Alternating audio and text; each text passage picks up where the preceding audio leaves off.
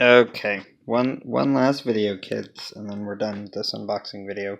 Sorry, it came in 3 little snapshots. Obviously, YouTube only allows like 10 minutes for random people of the petty cash kind of people who are just using their giant system of data for free.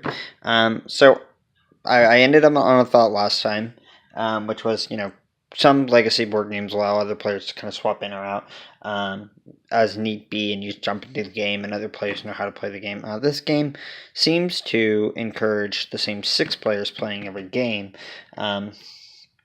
So that was kind of a unique thing for me. So hopefully I'll get six or up to six players reliably playing every time. Now the nice thing is in theory this should only take about 60 minutes, an hour to play. So it should have a little bit of a shorter play time compared to for Sydney and Brittany and Toddy. This should have a little bit of a shorter play time in general.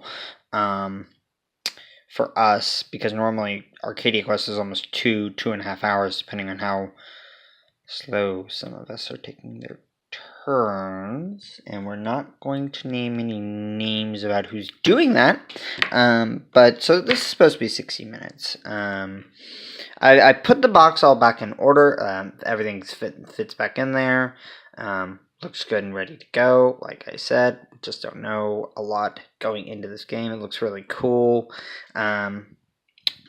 Quick tidbit on some of the things they provide. This little sheet over here called the Automa sheet is actually a rule sheet for when you don't have all the players, because there's actually supposed to be 6 players at the board to get things running, and if you don't have 6 players, the game I was reading over says you actually have the other 2 or the other 3, the non-player characters, run as AI, essentially. This is an English board game, so they call them Automa.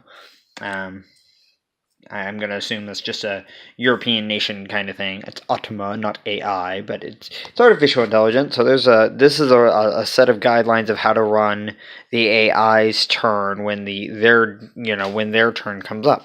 And again, I still don't know how all of that comes together. I'm really putting together. So this is just this little sheet here that was in the box that I could look at. Just appears to be, this is how you play the AI. Still have no idea what any of this means. Can't read anything, and I'm not going to, because, as I said in the last video, I'm waiting for the first game to be able to know. So yeah, this is pretty much as far as I can get in this first thing.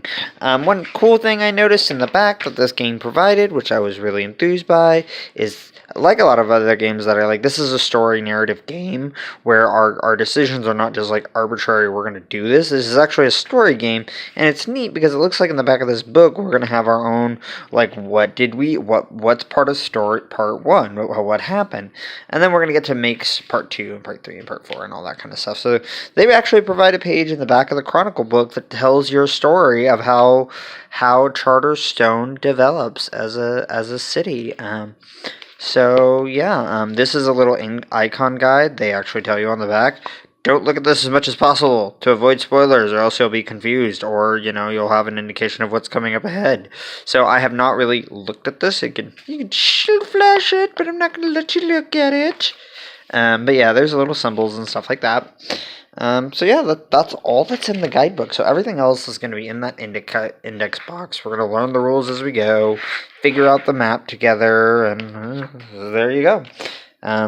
So that's pretty much the last thing I wanted to talk to you guys about was again, we're going to need to get 6 reliable players, or as close to 6 as we can, playing this game every week or every time we sit down. And again, it shouldn't be that long. It says each game is only going to be 60 minutes, but we do play 12 games.